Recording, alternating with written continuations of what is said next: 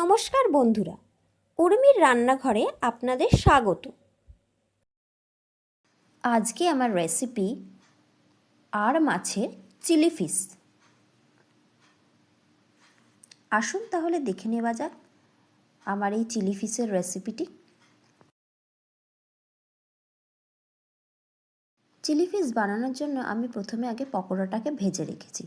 এবার কড়াইতে তেলের মধ্যে 1 চামচ রসুন বাটা দিয়ে দিলাম, দিয়ে রসুনটাকে ভালো করে তেলেতে ভেজে নিলাম। আমি এখানে পেঁয়াজ বড় বড় করে কেটে নিয়েছি, এরকমভাবে ত্রিকোণা করে কেটে নিয়েছি। পেঁয়াজ দিয়ে পেঁয়াজটাকে তেলের মধ্যে দিয়ে দিলাম।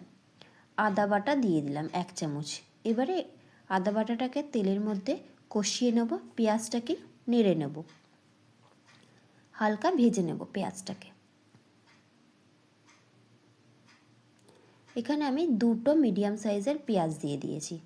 আরও ক্যাপসিকাম আর লাল ক্যাপসিকাম আমি কুচিয়ে নিয়েছি, সেটাও এর মধ্যে দিয়ে দিলাম। 2টো কাঁচা লঙ্কা চিড়ে দিয়ে দিলাম। এবারে আঁচ বাড়িয়ে হাই ফ্লেমেই আমি এবার এগুলোকে ভালো করে ভেজে নেব।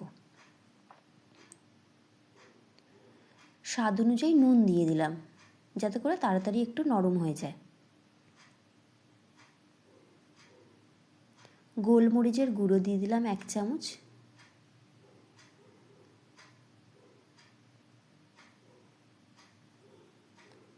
চিলি সস দিয়ে দিলাম 2 চামচ। 1 চামচ সয়া সস দিয়ে দিলাম ও টমেটো কেচাপ দিয়ে দিলাম 1 চামচ।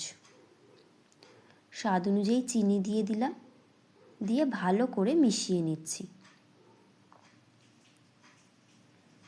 মেশানো হয়ে গেছে। এবার আমি একটা বাটিতে 2 চামচ কর্নফ্লাওয়ার গুলে রেখেছিলাম, সেই কর্নফ্লাওয়ারটা এর মধ্যে ঢেলে দিলাম, দিয়ে আবারও বাটিটা ধুয়ে একটু জল দিয়ে দিলাম।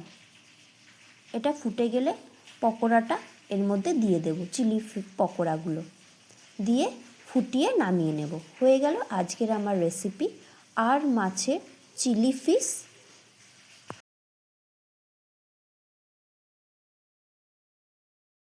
আর মাছকে আর ট্যাংরা মাছ, মাংস মাছও বলা হয়।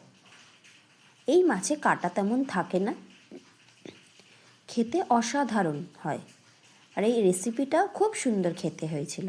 আপনারাও এটি বাড়িতে ট্রাই করে দেখবেন। আজকের মতো এই পর্যন্ত, ধন্যবাদ।